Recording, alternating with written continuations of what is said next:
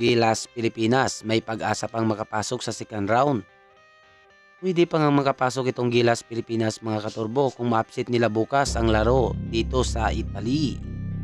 Kailangang manalo ng Gilas Pilipinas bukas sa pamamagitan ng 13 points na lamang. Yes mga katurbo, 13 points na lamang para hindi magkaroon ng problema sa point system mga katurbo. Kailangan ding talunin ng Dominican Republic ang Angola para maging triple tie ang standing ng Group A. Alam naman nating lahat mga katurbo na isang suntok sa buwan ng gagawin ng Gilas na i-upset ang laban kontra Italy.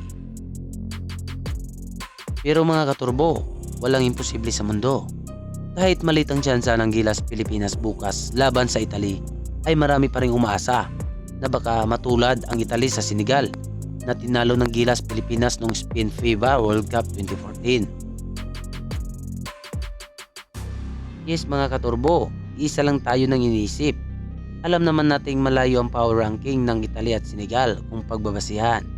Pero tandaan natin mga katurbo na laging dikit ang score sa bawat laro ng Gilas Pilipinas. At mga katurbo, umaasa na lang tayo sa kasibihang bilog ang bola. Kaya manalo ng Gilas mga katurbo kung mag-step up ang rotasyon ng sistema ni Coach Reyes.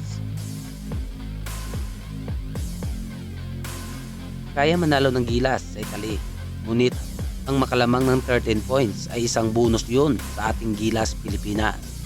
Pero bago tayo magtapos mga katurbo, baka naman pwedeng subscribe ng ating munting channel at pag-i-comment na lang sa comment section natin kung ano ang iyong saloobin.